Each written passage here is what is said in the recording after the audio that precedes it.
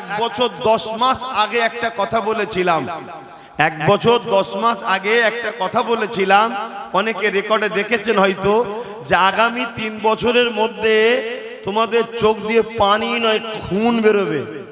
শুনেছেন কেউ কি? হ্যাঁ, এখন আর 1 বছর 2 মাস বাকি আছে, দেখো না কি হয়। দেখো, আল্লাহ যদি আমায় বেঁচিয়ে রাখে সেদিন এসে বলবো পানি বেরোচ্ছে না খুন বেরোচ্ছে।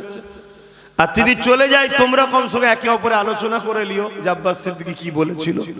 দেখো, মুখ আমার, কথা তো আমার নয়, কথা তো আমার রাসূলুল্লাহর ভবিষ্যৎবাণী। আল্লাহ নবী বলেছেন একটা সময় আসবে আমার উম্মত প্রচুর মার খাবে। সাহাবা হুজুররা জিজ্ঞেস করলেন, ভাই তাদের, ইয়া রাসূলুল্লাহ আমার ভাইদের সংখ্যা কি কম হবে? আল্লাহ নবী বললেন, না, সংখ্যা অনেক হবে, তারপরেও মার খাবে কেন? রসুল বললেন, তারা আল্লাহকে ভয় না করে মৃত্যুকে ভয় করবে। মৃত্যুর হাত থেকে বাঁচার জন্য দুনিয়ার তাগুতি জালিম হুকুমাতদের সাথ দেবে তারা,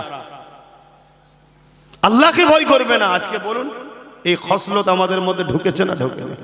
আমরা আল্লাহকে ভয় করি?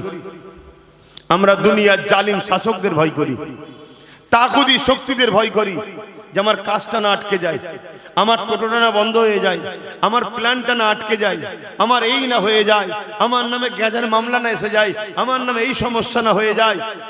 আল্লাহকে আমরা ভয় করি না। আর অথচ আল্লাহ বলছে যে আমাকে ভয় করে ইমান খলিমান খাফা মাকাম রাব্বিহি জান্নাতান।